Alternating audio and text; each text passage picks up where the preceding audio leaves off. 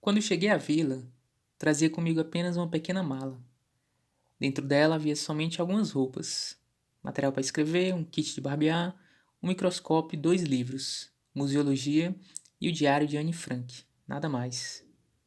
Minha cliente dissera por carta que me receberia na estação, mas como eu não havia falado nada sobre a minha aparência, estava preocupado se ela conseguiria me encontrar. Desci a escada da plataforma e passei pela catraca. Ninguém mais desembarcara na estação. Bem-vindo! Uma mulher que se encontrava na sala de espera dirigiu-se até mim. Ela era muito mais jovem do que eu imaginava, praticamente uma menina. Porém, seus gestos eram polidos e elegantes. Confuso, não consegui retribuir o cumprimento. Vamos? Sem se incomodar com isso, ela me levou até o carro e se dirigiu ao motorista. Podemos partir. Era o começo da primavera, o vento ainda estava gelado, mas a menina não vestia nem mesmo um cardigan, limitando-se a um vestido leve e rodado de algodão. No céu límpido, algumas nuvens leves escorriam o sabor do vento, e nos trechos ensolarados cresciam narcisos, flores de açafrão e margaridas.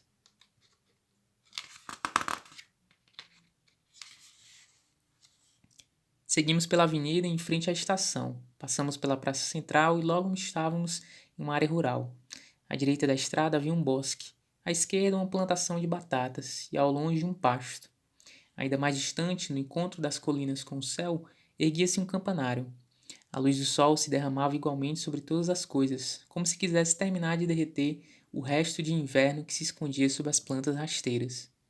É muito bonito aqui, eu disse. Fico feliz que tenha gostado. A menina olhava para a frente com as costas eretas e as mãos sobre os joelhos. Somente ao falar comigo, ela inclinava levemente o pescoço, baixando os olhos para os meus pés. Sinto que em algum lugar assim, o trabalho vai caminhar bem. Sim, creio que seja isso que mamãe deseja também. Finalmente entendi que ela era filha de quem me contratara. A cada curva, o cabelo despencava sobre seu rosto, escondendo a metade de seu perfil. Caía sobre seus ombros, tão solto e natural como se nunca houvesse visto uma tesoura na vida. Mamãe é uma pessoa bem hostil. Por favor, não se assuste, disse ela num tom meio confidencial. Não se preocupe com isso. Várias pessoas já largaram o trabalho no meio por causa de desentendimentos pessoais. Pode não parecer, mas tem uma carreira considerável nesse ramo. Não faria uma coisa irresponsável dessas. Sim, dá pra ver pelo currículo que o senhor enviou. Meu trabalho é resgatar o máximo possível de coisas que caíram das margens do mundo e tentar dar o sentido mais profundo possível para a dissonância que emana delas. Todos os clientes que já tive eram pessoas bastante difíceis. Chego a pensar que seria bem mais interessante catalogarem eles mesmos. Enfim, um pouco de hostilidade não me assusta. Fique tranquila. Tive a impressão de ver um leve sorriso no rosto da menina, mas que logo desapareceu sob uma expressão séria e bem comportada. A estrada mudara de asfalto para cascalho em algum momento e estava mais estreita. O carro parecia estar se afastando da vila rumo ao oeste.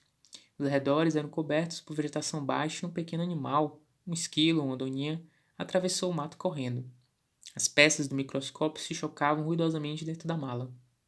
Cruzamos uma ponte de pedra sobre um riacho e subimos uma ladeira suave, em cujo topo se erguia um grandioso portão de ferro. O portão estava totalmente aberto e, sem diminuir a velocidade, o carro entrou. Um caminho estreito e coberto de seixos serpenteava na penumbra. Os enormes álamos que cresciam de ambos os lados filtravam a luz do sol. De vez em quando, os pneus faziam voar um pedregulho que acabava acertando o vidro da janela. Desculpe a demora. É ali, disse a menina apontando para fora da janela. De repente, a vista se abriu e a mansão surgiu do outro lado da planície. O dedo pressionado contra o vidro da janela era branco e delicado, tão tenro que chegava a ser comovente. Fizemos a entrevista na biblioteca. A cliente estava sentada em um sofá de veludo no meio do cômodo. Originalmente, a cor daquele sofá deve ter sido bege, mas sua tonalidade atual era deprimente, graças a inúmeras marcas de suor, de mãos, saliva, poeira, bebidas e comidas gordurosas. As almofadas estavam se desfazendo e o estofo de algodão era visível nos braços rasgados. Minha cliente era excepcionalmente pequena. Seu corpo era seco e magro, como se todos os nutrientes houvessem sido extraídos, e suas costas encurvadas formavam quase um ângulo reto. Se eu estendesse os braços, poderia envolvê-la inteira junto ao peito. Ela ia muito além do termo pequena.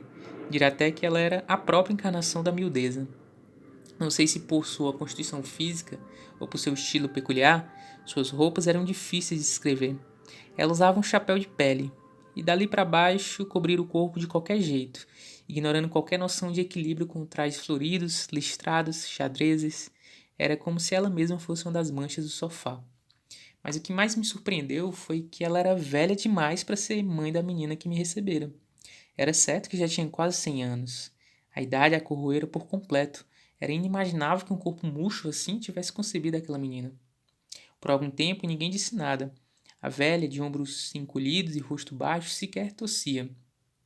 Parado assim, seu corpo parecia encolher ainda mais, evidenciando sua senilidade e sua fraqueza. Talvez seja um teste, pensei. É do tipo de entrevista que se tenta observar em silêncio a personalidade da pessoa. Ou será que já fiz logo de cara algo que indispôs a velha? Talvez seja porque eu não trouxe nenhum presente, ou talvez tenha escolhido a gravata errada. Havia muitas possibilidades. Buscando socorro, olhei para a menina que estava sentada diante de uma grande janela.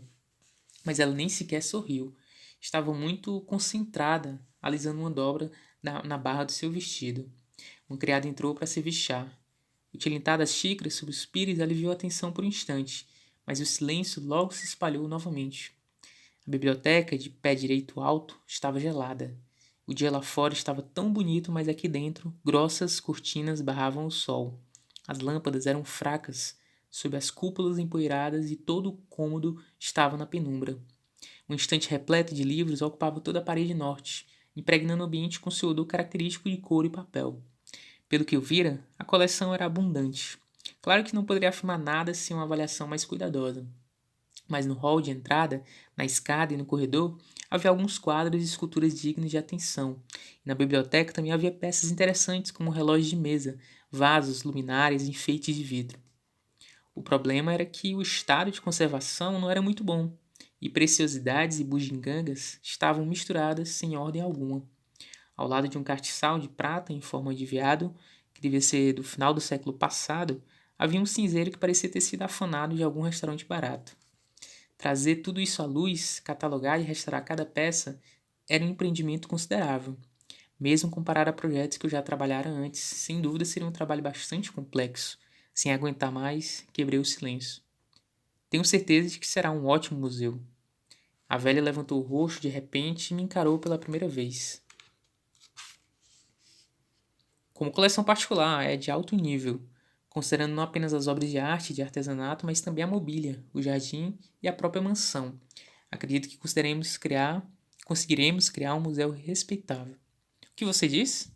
Mais do que seu tom ríspido, foi o volume possante e autoritário da sua voz, que não parecia ter sido produzido por um corpo tão franzino que me fez titubear.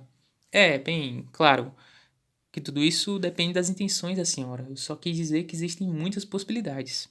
Poderíamos fazer uma sessão no prédio da prefeitura e exibir a coleção sob o seu nome, ou mesmo construir um museu novo dentro dessa propriedade extensa. São diversas as. Eu perguntei o que foi que você disse. Agora há pouco, o que foi mesmo?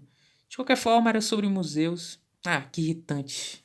Que memória péssima você tem. Que não consegue repetir o que você mesmo disse agora há pouco. Desse jeito fica difícil acreditar que seja você um especialista em museus. Se tem uma coisa que eu não suporto é gente lerda. Que sujeito enrolado. Se não for capaz de cuidar de tudo com precisão e eficiência, vai ser complicado. Porque, como você pode ver, eu não tenho muito tempo de sobra. A boca da velha, afundada para dentro da mandíbula, projetava cada uma das palavras que se espalhavam por toda a sala, como se acompanhasse a vibração desse som. Seus dedos, ombros e joelhos tremiam. Não me lembro de ter te mandado colocar a tralha dessa casa no museu. Não fique falando que bem entende. Quem é que quer ver essas coisas que meus antepassados, cansados de ter tanto dinheiro, compraram por aí?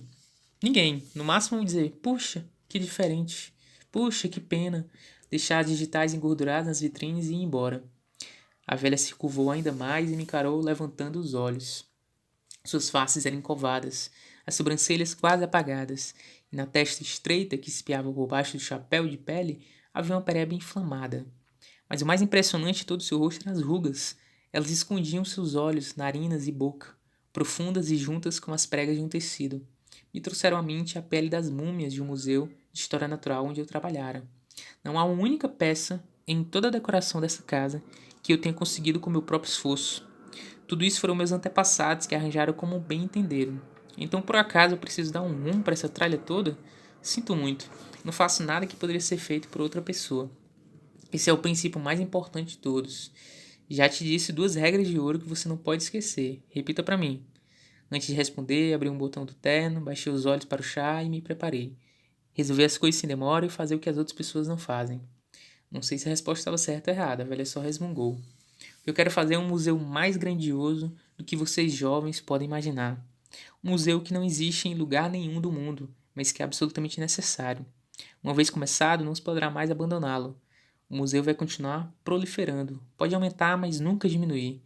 Bem, digamos que seja uma existência digna de pena, presa a um dever eterno. Mas se nos apavorarmos com o crescimento contínuo da coleção e fugirmos, as pobres peças dessa coleção vão morrer pela segunda vez. Se tivessem sido deixadas em paz, elas apodreceriam discretamente, sem incomodar ninguém, mas foram arrastadas para a luz e expostas ao olhar de todos. E então, depois de serem encaradas e apontadas até não poder mais, serão descartadas novamente? É uma história terrível, não é? Não podemos parar no meio de jeito nenhum. Entendeu? Essa é a terceira regra de ouro. A quietude voltou de forma tão repentina quanto como fora quebrada. No instante que escalava, ela voltava a ser uma velha tão pequena que parecia prestes a desaparecer. O tremor do seu corpo cessava. Ela baixava os olhos e o silêncio engolia toda a energia que até havia pouco ela projetava junto com a saliva. Eu não fazia ideia de como lidar com essa variação brusca. Se pelo menos a menina demonstrasse algum sentimento, voltasse ao menos um olhar em minha direção, pensei que talvez meu desconforto diminuísse, mas ela continuava escondida no canto da sala. Mesmo através da cortina, dava para ver que o sol começara a baixar lá fora. Podia ouvir o bosque se agitando com o vento que ganhava força. O ar frio que subia do chão intensificava ainda mais o silêncio. Discorra sobre o conceito de museu que você estudou. Sua dentadura ameaçou cair e os perdigotos voavam com ímpeto redobrado. Pois não. Já estava claro que me esforçar para parecer agradável era inútil. Resolvi falar o que quer me viesse à mente. É uma instituição estável, sem fins lucrativos, aberta ao público, que serve à sociedade e ao seu desenvolvimento, além de realizar estudos sobre as evidências físicas dos seres humanos e do seu ambiente para, em posse delas, preservá-las, trazê-las a público e exibi-las para fins de pesquisa, educação e recreação. Que tédio! Você está só recitando o regulamento do Conselho Internacional de Museus. A velha limpou a garganta, espirrou uma vez e empurrou a dentadura de volta para o lugar. Escuta aqui, pode esquecer essa definição limitada. Quando eu era jovem, andei por todos os museus do mundo, de museus nacionais tão grandes que não dava para vê-los inteiros em 3 dias. Até arquivos de ferramentas agrícolas feitos por algum velho excêntrico no galpão de casa. Mas nenhum único deles me satisfez. Não passo de depósitos de tralha. Não vi neles nenhum resquício de paixão, da intenção de homenagear as sábias deusas. O que eu almejo é um museu que transcenda a existência humana, que veja até mesmo num pedaço qualquer de verdura apodrecendo na lata de lixo uma evidência do milagre da vida. Um museu que englobe as riquezas deste mundo desde seus alicerces. Bom, não adianta tentar explicar isso para um sujeito que tem a pachorra de me dizer uma instituição estável sem fins lucrativos. Que dia é hoje? 30 de março? Mas é o dia de azar da lebre. Ah, não. Onde estou com a cabeça? Hoje tenho que comer coxa de lebre, ainda com articulação. E já está escurecendo. Vou embora. Apoiada na bengala, a velha se ergueu, fiz menção de ajudá-la, mas ela me afastou agitando a bengala e saiu da biblioteca no andar vacilante. A menina acompanhou, olhei-as partir em silêncio. O lugar onde a velha estivera sentada ficou ligeiramente afundado. Naquela noite fiquei hospedado em uma casa pequena e elegante atrás do quintal. Eram 2 sobrados simétricos e geminados, e no lado viviam o jardineiro e sua esposa. O marido era o motorista que nos trouxera da estação e ela a criada que servira o chá na biblioteca. Quando nos encontramos na porta de casa, o jardineiro me cumprimentou com simpatia. Você é o novo funcionário? Sim, mas acho que não vou pegar o emprego. A entrevista foi um desastre. Você não sabe ainda. Não vejo como ela poderia ter gostado de mim. Não adianta tentar fazer aquela mulher gostar de você. Bem, não se preocupe com isso. É melhor dormir logo para descansar da viagem longa. O jardineiro tinha um físico robusto, de quem trabalha com o corpo há muito. Das mangas dobradas de sua camisa saíam braços queimados de sol.